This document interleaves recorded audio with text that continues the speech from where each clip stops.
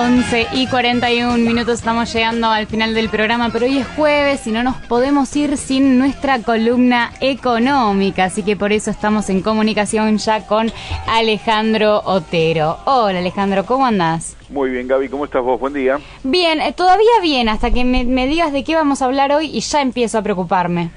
Vamos a hablar de economía, es un momento dominado por los temas económicos, sobre todo porque volvió el Fondo Monetario a escena y entonces ya la agenda pública va moldeándose al gusto del Fondo Monetario y los temas económicos, pero con el sesgo tecnocrático y con el énfasis en algunas cuestiones en particular, tal como le gusta al fondo, es lo que va dominando la escena, la tapa de los diarios y los comentarios en los medios. Así que no nos queda otro remedio que hablar de eso, Gaby, si te parece. Y bueno, vamos a tener que preocuparnos. Bueno, a ver, ¿qué está haciendo el gobierno? Para entenderlo y no perderse en los detalles, después vamos a la información puntual. Lo que el gobierno está haciendo sencillamente es hacer los deberes que el Fondo Monetario demanda para llegar a un acuerdo. Creo que si uno le pregunta al común de la gente, las personas mayoritariamente van a decir que ya se cerró el acuerdo con el Fondo Monetario y que el préstamo de los 30.000 millones ya se ha ejecutado, pero esto no es así. Lo que se han iniciado son las conversaciones y todavía no hay ninguna definición. Para llegar a un acuerdo, los que peinamos canas y conocemos cómo se desenvuelven este tipo de procedimientos, sabemos que el gobierno tiene que alinear una serie de variables para que el directorio del Fondo Monetario termine por aprobar el crédito que le pidió. Y en ese sentido hay dos cuestiones que son claves.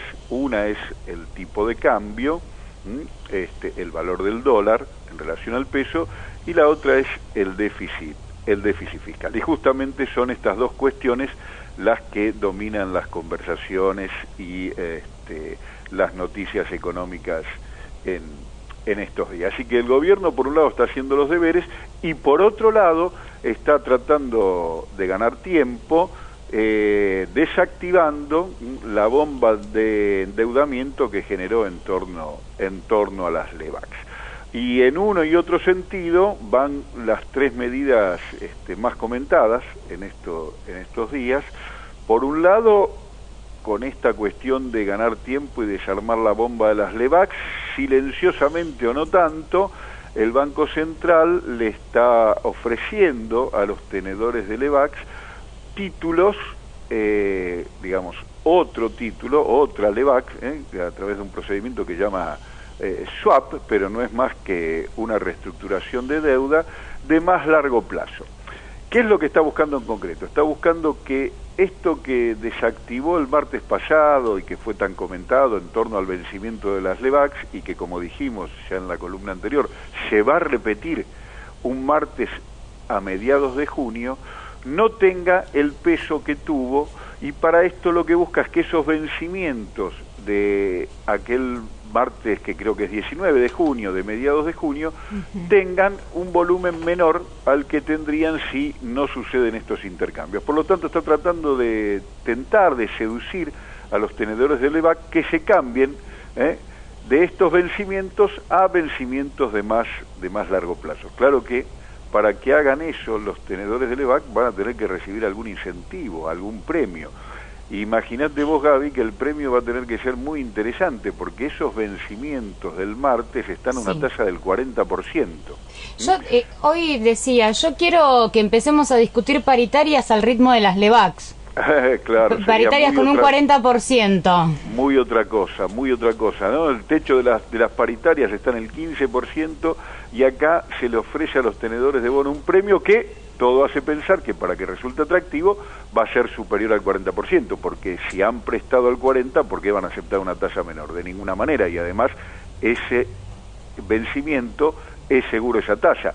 Un vencimiento a futuro implica mayor riesgo y por lo tanto una tasa mayor. Así que lo que estoy diciendo significa que aunque el gobierno tenga éxito en esta política de reestructuración y cambie vencimientos de corto plazo por vencimiento de más largo plazo, que insisto, no es más que patear para adelante y ganar tiempo, porque la bomba no se desactiva y sigue teniendo el mismo volumen, lo va a hacer a un costo muy alto, que va a significar que la bomba a desactivar más adelante va a ser más grande que esta del martes próximo.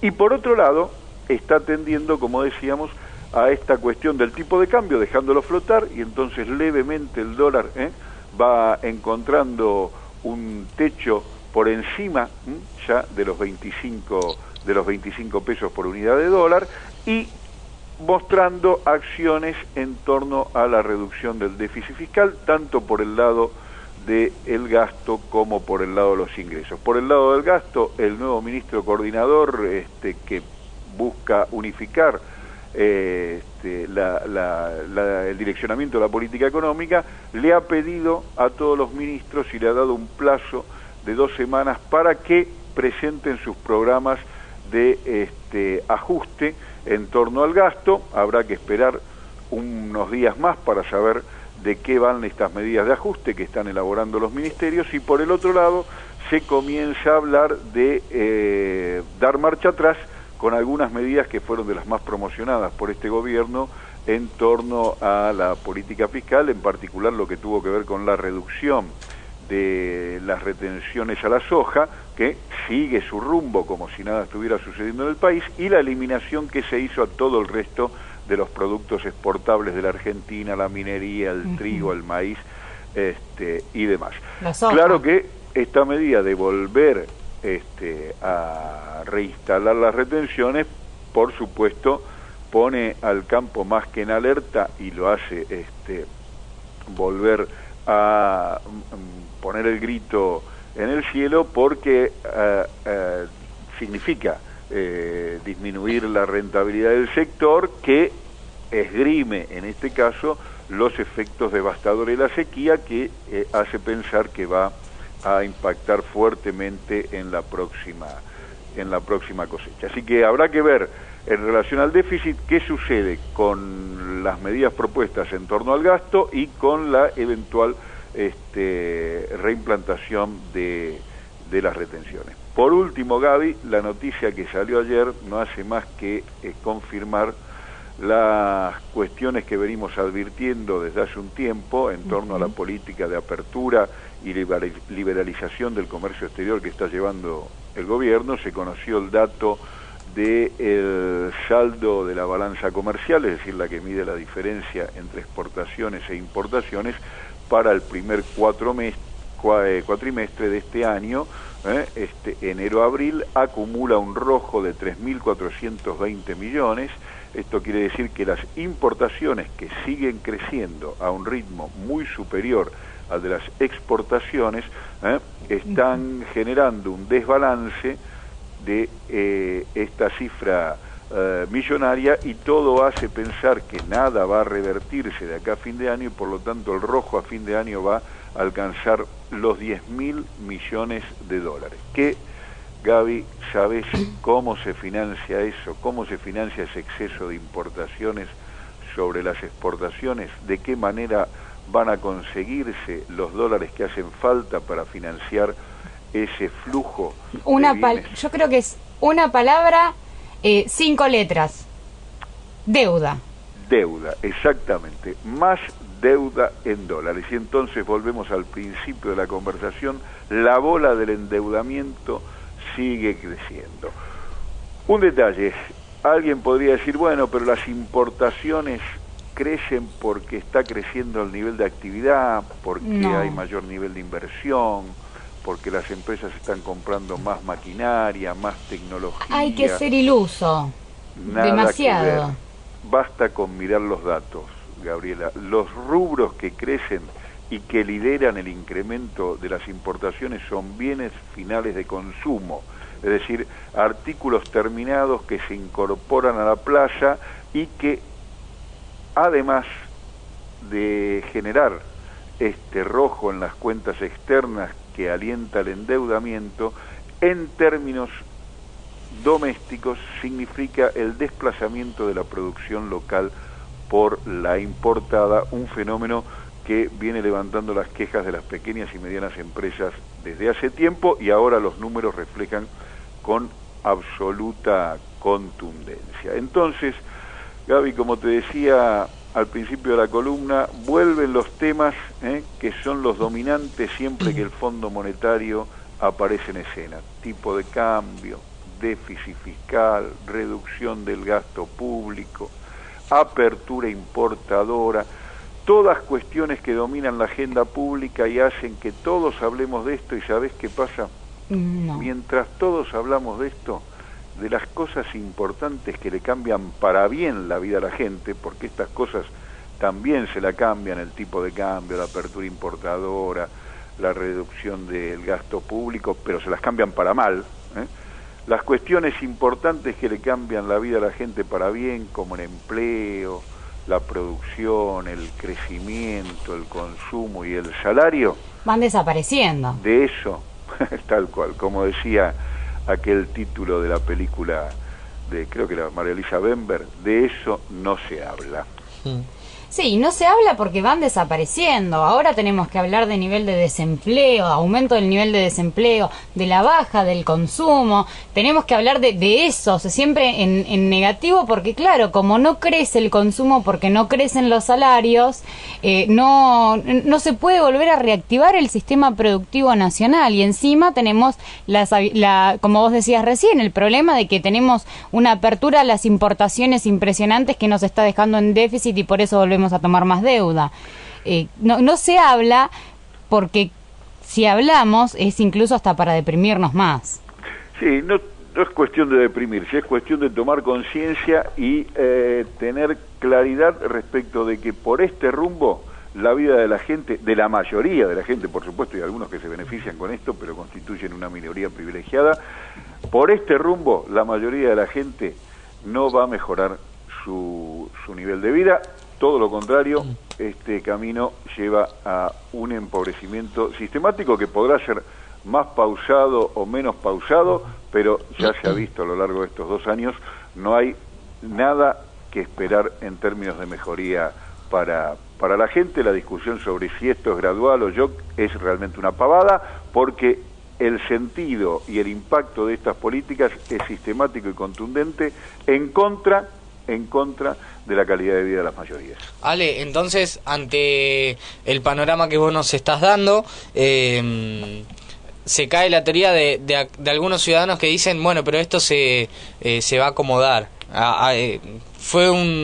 Hay una movida que tuvo el dólar, pero esto se va a estabilizar. Estabilizar es la palabra que utilizan, no me salía recién. Esto se va a estabilizar. Ante este panorama queda claro que no. No, mira, a ver, respecto del dólar en particular, no cabe esperar que haya una estabilidad, sino movimientos de cimbronazo, porque como decíamos la otra vez, la presencia del Fondo Monetario significa el límite que han puesto los acreedores privados como prestamistas sistemáticos del gobierno, y los que todavía permanecen están de salida, y por eso justamente busca atenuarse este efecto del vencimiento de junio, reemplazando los vencimientos de corto plazo por otros de más largo plazo. Así que cualquier estabilidad que se logre va a ser precaria. Ahora, de todos modos, la estabilidad que se logre, pasada la turbulencia, no evita las consecuencias devastadoras que esta turbulencia tuvo. Y conviene hablar de las consecuencias devastadoras y de cómo se va a revertir esa situación antes que de la estabilización, porque la estabilización no resuelve las consecuencias devastadoras en términos de consumo, de pérdida del poder adquisitivo, de mayor endeudamiento, ¿me entendés? Entonces, ojo con eso de preocuparnos por la estabilidad, preocupémonos por las consecuencias que deja esa turbulencia, y entonces veamos cuál es el problema de fondo de la economía argentina en el presente. Y el problema de fondo en la economía argentina en el presente, para decirlo en una sola frase corta y contundente, es que la economía no crece y que no hay ninguna política orientada al crecimiento. Y uno puede escuchar hasta el aburrimiento al ministro Duhovne, y lo que va a escuchar tiene que ver con el tipo de cambio, con el déficit, con la turbulencia, con la estabilización, con los saldos externos, con la confianza, con la inversión que va a venir, pero nada que tenga que ver con el crecimiento, el consumo, la mejora y el bienestar de la gente. Entonces, si ni siquiera es tema en la boca de quienes tienen la responsabilidad de la política, ¿por qué cabría esperar que las cosas mejoren? Bueno, Alejandro, la verdad que nos quedamos preocupados, como siempre, que hablamos de economía, pero es necesario poder entenderlo, porque si no uno se guía por premisas vacías, como esperar, como el segundo semestre que todavía no llega, como lluvia de inversiones, y no entiende cuáles son los problemas reales de trasfondo y qué es lo que se está haciendo realmente.